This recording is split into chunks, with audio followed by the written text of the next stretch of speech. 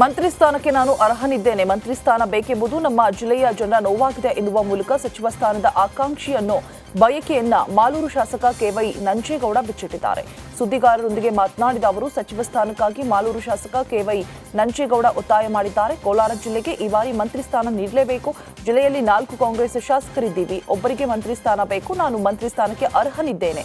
ಸದ್ಯ ಮಂತ್ರಿ ಸ್ಥಾನ ನೀಡುವಂತೆ ನಾನು ಮನವಿ ಮಾಡಿದ್ದೇನೆ ಅಂತ ಮಾಲೂರು ಶಾಸಕ ಕೆವೈ ನಂಜೇಗೌಡ ತಿಳಿಸಿದ್ದಾರೆ. ಮಂತ್ರಿ ಮಂಡಲ ಇದೆ, ಮಂತ್ರಿ ಮಂಡಲ ವಿಸ್ತರಣೆ ಮಾಡುವಂತ ಸಂದರ್ಭ ಬಂದರೆ ನಮ್ಮೆಲ್ಲರ ಒತ್ತಡ 4 ಜನ ಶಾಸಕರುಗಳು ಸೇರಿ ಇವತ್ತು ಕೋಲಾರ ಜಿಲ್ಲೆಯಲ್ಲಿ 6 ವಿಧಾನಸಭಾ ಕ್ಷೇತ್ರದಲ್ಲಿ 4 ಜನ ಕಾಂಗ್ರೆಸ್ ಗೆದ್ದಿದ್ದೀವಿ. ಆದರೂ ಸಹಿತ ಮಂತ್ರಿಗಿರಿ ಇಲ್ಲ. ನಾನು ಕೂಡ ಅರ್ಹತೆ ಇದ್ದೀನಿ, ನಾನು ಕೂಡ ಕೇಳಿದ್ದೇನೆ.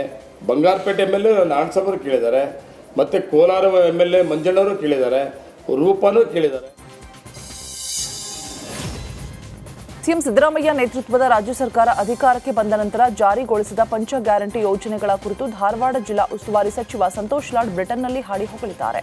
ಗ್ಯಾರಂಟಿ ಯೋಜನೆಗಳು ರಾಜ್ಯದ ಜನರ ಜೀವನಕ್ಕೆ ಹೇಗೆ ಆಧಾರ ಸ್ತಂಭವಾಗಿವೆ ಎಂಬುದನ್ನು ವಿವರಣೆ ಮಾಡಿದ್ದಾರೆ. ಇನ್ನು ಬ್ರಿಟನ್ನ ಹೌಸ್ ಆಫ್ ಲಾರ್ಡ್ಸ್ನಲ್ಲಿ ನಡೆದ ಇಂಡೋ ಯುರೋಪಿಯನ್ ಹೂಡಿಕೆ ಸಮ್ಮೇಳನದಲ್ಲಿ ಮುಖ್ಯ ಭಾಷಣಕಾರರಾಗಿ ಸಚಿವ ಲಾರ್ಡ್ ಮಾತನಾಡಿ, ರಾಜ್ಯದ ಗ್ಯಾರಂಟಿ ಯೋಜನೆಯ ಬಗ್ಗೆ ದೇಶದ ವಿವಿಧ ಸರ್ಕಾರಗಳು ಗಂಭೀರವಾಗಿ ಪರಿಗಣಿಸಿವೆ. ಈ ಯೋಜನೆಗಳು ವಿಶ್ವದ ಗಮನ ಸೆಳೆದಿದೆ ಎಂದಿದ್ದಾರೆ. ಇನ್ನು ಪಂಚ ಗ್ಯಾರಂಟಿ ಯೋಜನೆಗೆ ರಾಜ್ಯ ಸರ್ಕಾರ ಪ್ರತಿ ವರ್ಷಕ್ಕೆ $12 ಬಿಲಿಯನ್ ವ್ಯಯಿಸುತ್ತಾ ಇದೆ.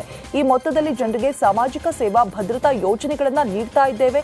ಇದರಿಂದ ನಮ್ಮ ಜಿಡಿಪಿ ವೃದ್ಧಿಸಿದೆ. ಇದೊಂದು ಅಭೂತಪೂರ್ವ ಯೋಜನೆಯಾಗಿದ್ದು ಇಡೀ ವಿಶ್ವವೇ ಇಂತಹದರ ಬಗ್ಗೆ ಗಮನ ಹರಿಸಬಹುದು ಅಂತ ಲಾಟ್ ಹೇಳಿದ್ದಾರೆ.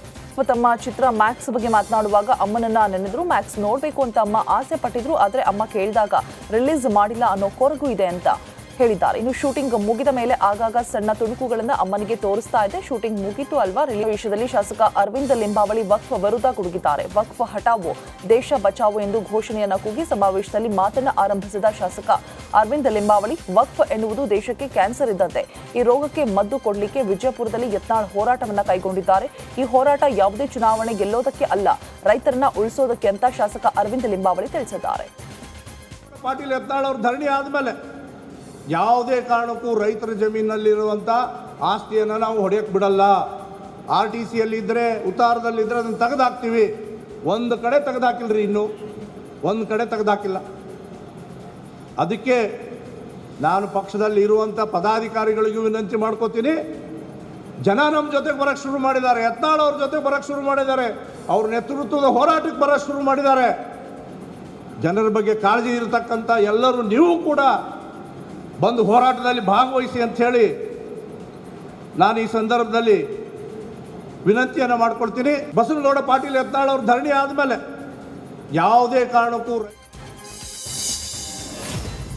ಇನ್ನು ವಕ್ಫ್ ವಿರುದ್ಧ 2ನೇ ಹಂತದ ಹೋರಾಟಕ್ಕೆ ಶಾಸಕ ಅರವಿಂದ್ ಲಿಂಬಾವಳಿ ಕೂಡ ಕೈ ಜೋಡಿಸಿದ್ದಾರೆ. ಮಾಜಿ ಸಚಿವ ರಮೇಶ್ ಜಾರಕಿಹೊಳಿ ದಾವಣಗೆರೆ ಸಮಾವೇಶಕ್ಕೆ 1 ಕೋಟಿ ಕೊಡೋದಾಗಿ ತಿಳಿಸಿದ್ದಾರೆ. ಸದ್ಯ ಸಾಹುಕಾರ್ ಮಾತಿಗೆ ಧ್ವನಿಗೂಡಿಸಿದ ಶಾಸಕ ಅರವಿಂದ್ ಲಿಂಬಾವಳಿ ತವಣಗೆರೆ ಸಮಾವೇಶಕ್ಕೆ ತಾವು ಕೂಡ 1 ಕೋಟಿ ಕೊಡುವ ಭರವಸೆಯನ್ನ ನೀಡಿದ್ದಾರೆ.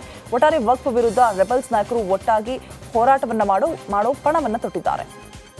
3 ದಿವಸದಲ್ಲಿ JPC ಅಧ್ಯಕ್ಷರನ್ನ ಭೇಟಿ ಮಾಡಿ ನಾವೆಲ್ಲ ಈಗೇನು ಮಾಹಿತಿಗಳು ಬಂದಿದೆ ಈ ಎಲ್ಲ ಮಾಹಿತಿಗಳನ್ನು ಅವರೊಂದಿಗೆ ಹಂಚಿಕೊಳ್ತೇವೆ.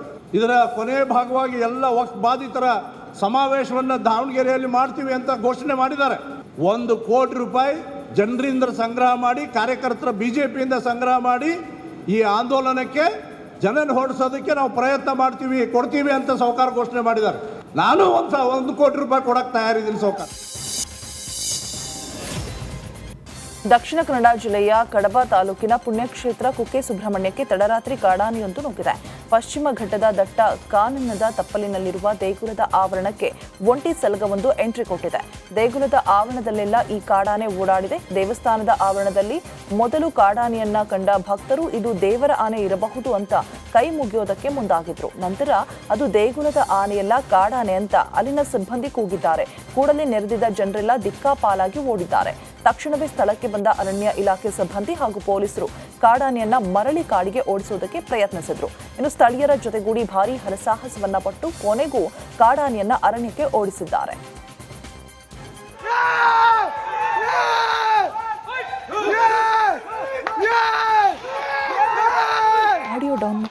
ಕಾಡಾನೆ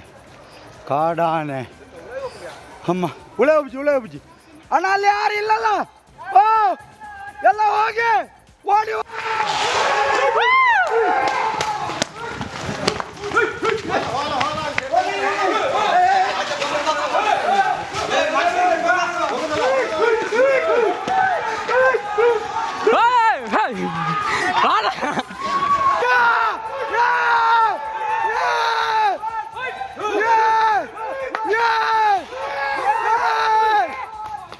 ಕಾಡಾನೆ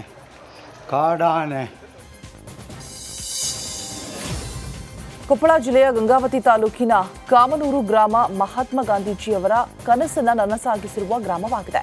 ಕಾಮನೂರು ಗ್ರಾಮದಲ್ಲಿ ಕಾಂಕ್ರೀಟ್ ರಸ್ತೆ, ಶೌಚಾಲಯ ನಿರ್ಮಾಣ, ಶಾಲೆಯ ಕಾಂಪೌಂಡ್ ನಿರ್ಮಾಣ, ಸ್ಮಶಾನ ಜಾಗ ಅಭಿವೃದ್ಧಿ ಸೇರಿದಂತೆ ಅನೇಕ ಕಾಮಗಾರಿಗಳನ್ನು ಉದ್ಯೋಗ ಖಾತ್ರಿ ಯೋಜನೆಯಲ್ಲಿ ಆರಂಭಿಸಲಾಗಿದೆ.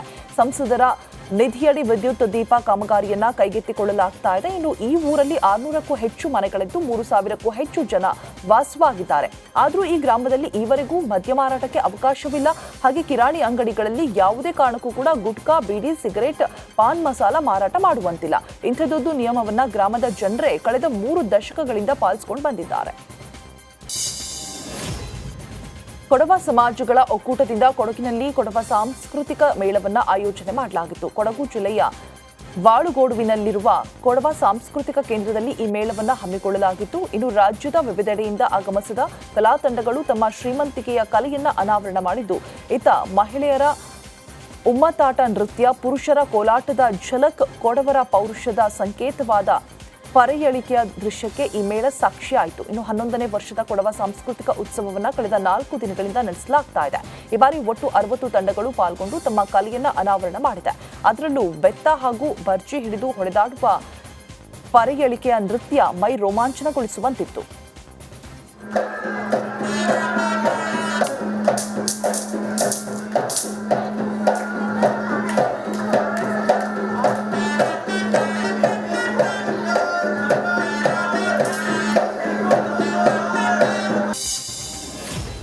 ಫೆಂಗಲ್ ಚಂಡಮಾರುತದ ಎಫೆಕ್ಟ್ ರಾಜ್ಯಕ್ಕೂ ಸರಿಯಾಗಿಯೇ ತಟ್ಟಿದೆ. ಸದ್ಯ ಕೋಲಾರ ಜಿಲ್ಲೆಯ ಎಲ್ಲ ಶಾಲಾ ಕಾಲೇಜುಗಳಿಗೆ ರಜೆ ಘೋಷಣೆ ಮಾಡಿ ಡಿಸಿ ಅಕ್ರಮ್ ಪಾಷಾ ಆದೇಶವನ್ನು ಹೊರಡಿಸಿದ್ದಾರೆ. ನಿರಂತರ ಜಡಿ ಮಳೆ ಹಾಗೂ ವಿಪರೀತ ಚಳಿ ಹಿನ್ನೆಲೆ ಕೋಲಾರ ಜಿಲ್ಲೆಯ ಶಾಲಾ ಕಾಲೇಜುಗಳಿಗೆ ರಜೆ ಘೋಷಣೆ ಮಾಡಲಾಗಿದೆ. 1 ದಿನ ರಜೆ ಘೋಷಣೆ ಮಾಡಿ ಕೋಲಾರ ಡಿಸಿ ಆದೇಶವನ್ನು ಹೊರಡಿಸಿದ್ದಾರೆ.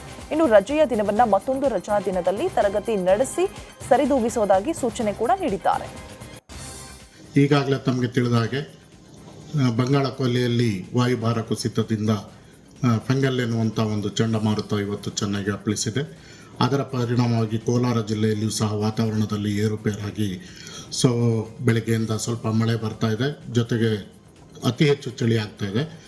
ವಿದ್ಯಾರ್ಥಿಗಳ ಒಂದು ಆರೋಗ್ಯದ ದೃಷ್ಟಿಯಿಂದ ನಾವು ಸೋಮವಾರ ಅಂದರೆ 2ನೇ ತಾರೀಕು 1 ದಿನದ ಮಟ್ಟಿಗೆ ಎಲ್ಲ ಶಾಲಾ ಕಾಲೇಜುಗಳಿಗೆ